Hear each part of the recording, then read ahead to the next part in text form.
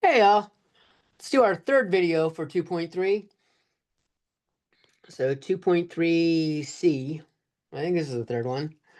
This is going to be when limit laws don't help.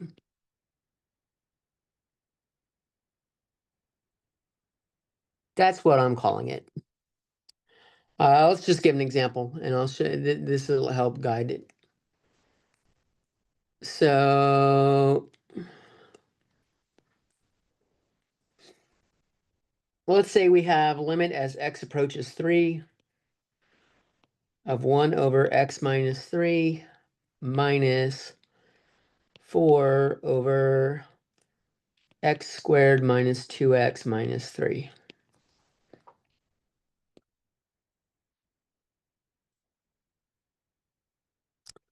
And we plug in 3, and we get 1 over 3 minus 3 minus 4 over 3 squared minus 2 times 3 minus 3.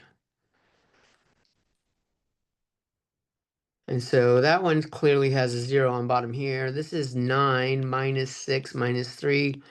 That's also a 0 on bottom. We've got 1 over 0 minus 4 over 0. Now, what's going on with these, and we'll see it a little bit more again later.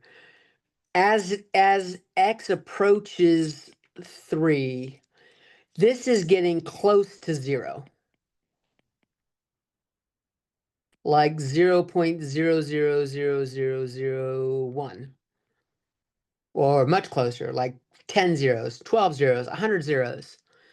And when you do this, when you put this in a calculator, this just blows up really quickly. And this looks like infinity minus infinity. And it's easy to want to think this equals 0, but that's not true at all. Do not make that assumption. Like 2 minus 2 equals 0. Don't assume something that approaches infinity, because these are not actually infinity. They approach infinity. So we don't want to make that assumption. So this is something we can do. What we're going to do is we're going to get a common denominator. So let me rewrite the problem.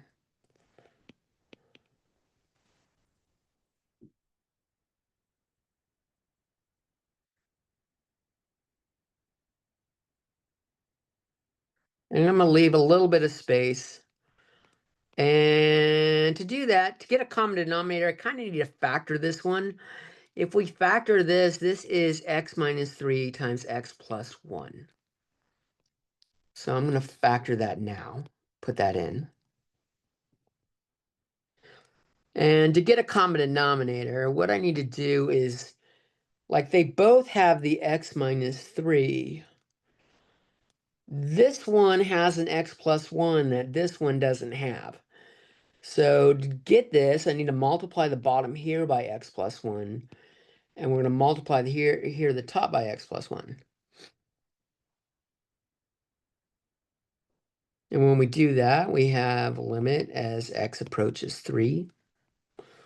The top here is x plus 1 on the left. X minus 3, x plus 1. Minus 4 over x minus 3, x plus 1. And now that we have a common denominator, we can put them together, make one fraction. This is going to be x plus 1 minus 4 on top over x minus 3, x plus 1. And if I combine like terms on top, this is x minus 3.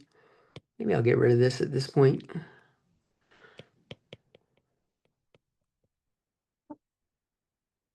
And we can see that the x minus 3's cancel. Again, show this every step. Every single step. Do not abandon it. Do not drop it. It needs to be there. You will get marked wrong on the test if you do not have this on limit problems. I need to be strict about this because it's important for your long-term mathematical success. The top cancels down to 1, and we just have x plus 1 on bottom. And now when we plug it in, we do not write once you plug it in,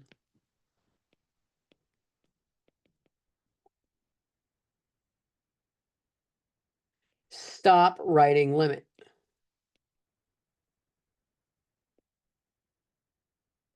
This is a common mistake I see from students. That's why I'm bringing it up.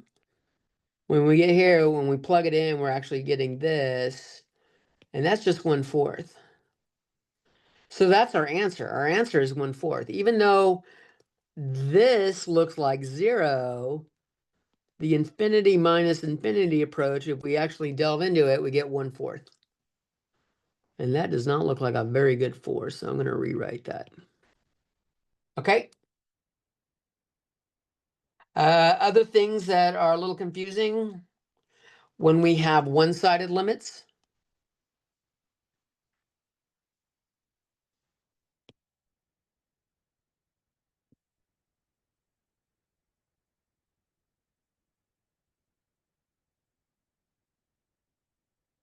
we got to be careful. I don't like the way that looks. I'm going to change that.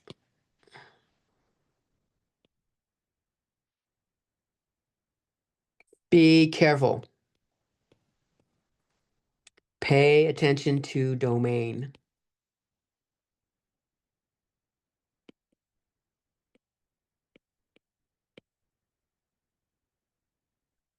So let's say we're doing limit. Let's say f of x equals the square root of x minus 2.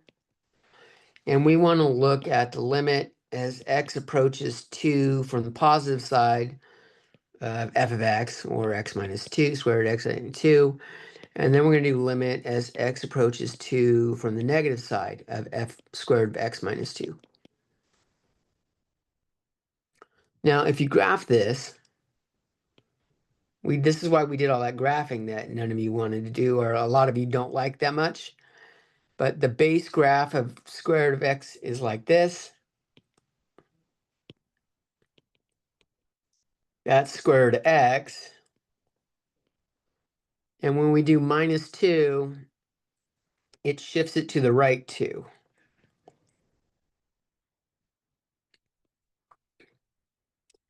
So, like, this is 2. As we approach from the right side, it works.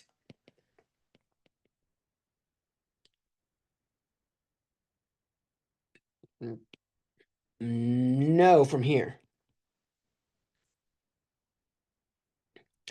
There's nothing there.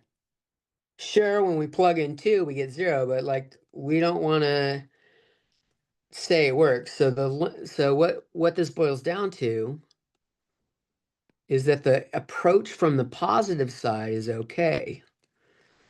We can actually plug in the 2 here. Just plug it in. And we get square root of 2 minus 2, which equals square root of 0, which equals 0. As we can see from the graph, the y value is 0. But when we do this one, there is no approach from the left.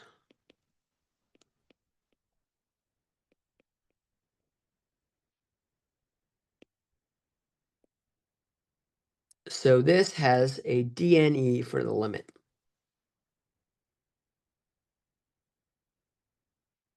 Okay?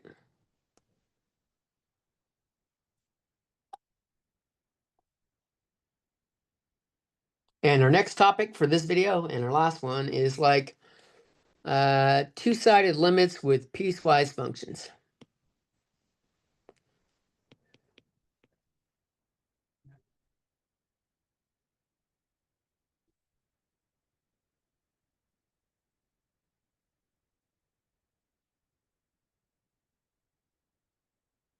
And I'm going to graph it afterwards. That way I want you to because graphing it takes time that you may not want to do. So we're going to say for our example, f of x equals negative x minus 2 if x is less than negative 1. And we're going to say f of x equals 2 if x equals -1. And we're going to say it equals x cubed if x is greater than -1.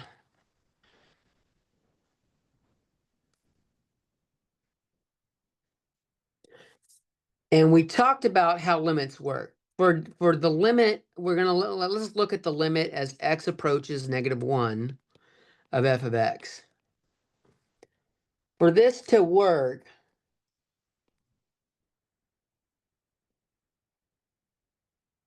the limit as x approaches -1 from the left of f of x has to be the same limit, I'm going to call it L, as the limit as x approaches -1 from the right. I'm going to call this part A and this part B, and let's do the calculations for this below. So part A, as we approach from the left of -1. So this is values like -3, -2, -1.5, -1.00001. The category this falls in is right here. That is our A. So what limit? We're going to use this thing for our A function. So rather than this part right here, A is going to be the limit as x approaches -1 from the left, and we're going to do -x minus 2.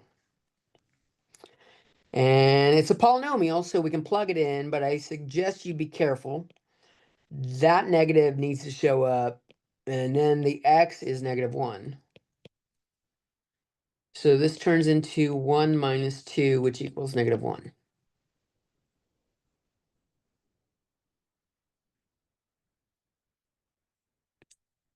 And then we'll do it from the, I'm going to call this B, use a different color for B.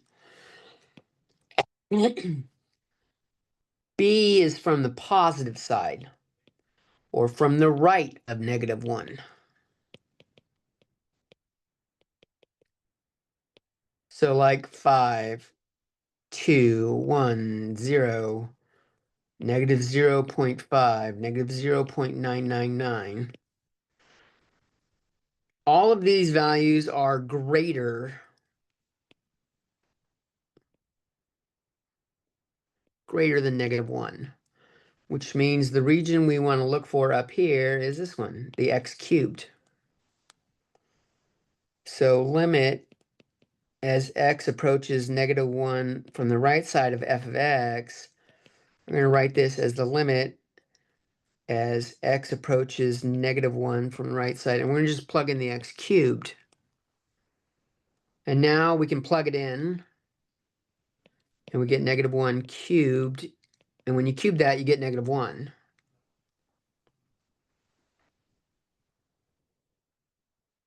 So now we go back up to here and we say, does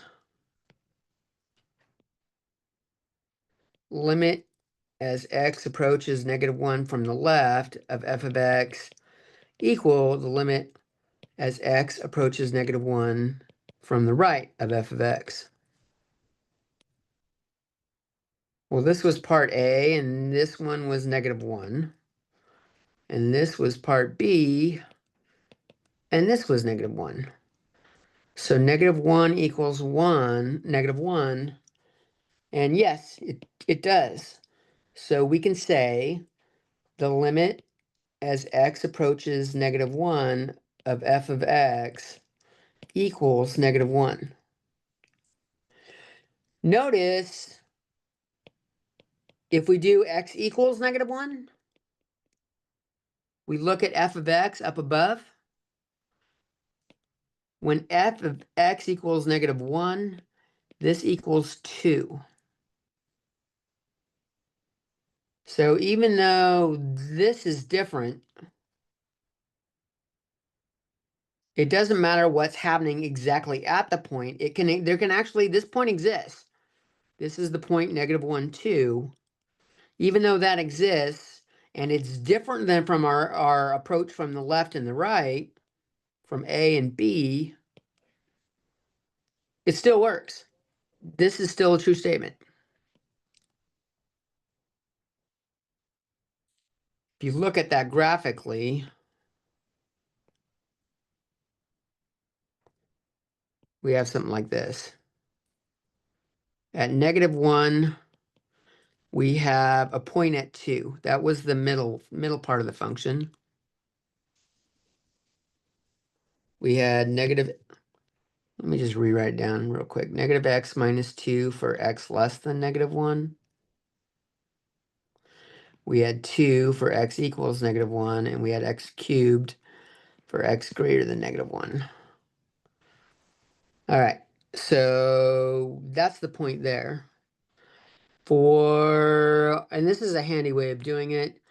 When I do this line right here, the left side, -x minus 2 goes down 2. It has a y-intercept at -2, and it has a slope of -1. A slope of -1 does this. So that is what the line looks like if we had the full thing. I'm gonna, there we go. Let me just show it crossing there. I don't want to put a point there. But this is only valid for x less than -1, which is to the left here.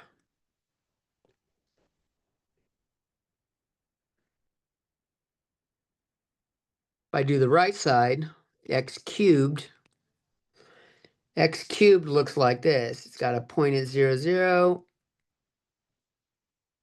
I'm going to hit undo. I'm going to just put a little x there to indicate that's where it would be. It has a point here at 1, 1, and it has a point at 2, 8 up here. And it does the same thing going backwards. It's going to have a point there, and it would have a point way down. Let's see, 1, 2, 3, 4, 5, 6, 7, 8. It'd have a point there. So this x cubed looks like this, but we only want it for x greater than -1. So we're going to put a hole there and just draw the graph as it goes to the right. And now what I'm going to do is erase the dotted shit, because that's distracting.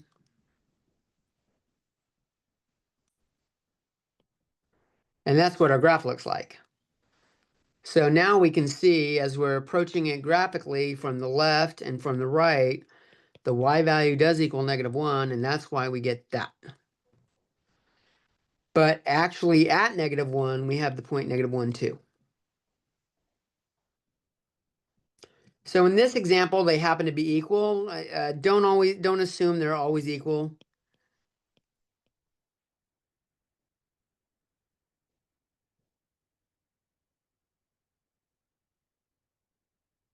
There are plenty of piecewise functions that this is not true.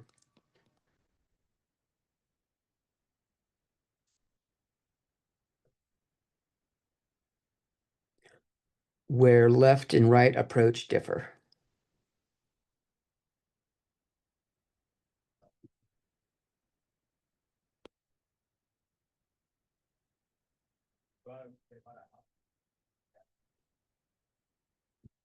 And that's going to be it. Oh, wait. No. I got one more I want to do.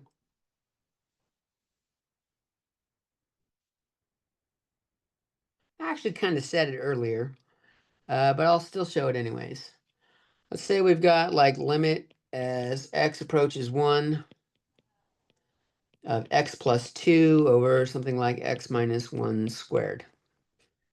These are both functions, so I can plug in the 1. I get 1 plus 2 on top and 1 minus 1 squared on bottom, which ends up being 3 over 0. Now, that's exactly at x equals 1, we get a 0. But as x approaches 1, that bottom is like plus or minus 0.000000001 squared, which is really small. And 3 divided by and it's positive, really small, but positive.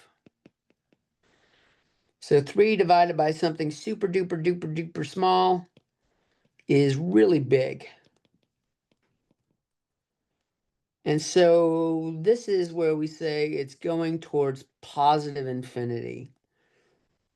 X minus 1 here, when x equals 1, not x minus 1, when x equals 1,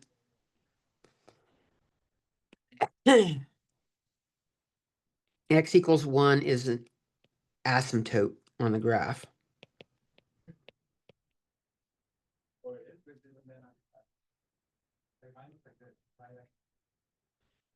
And it's going to positive infinity from both the left or right.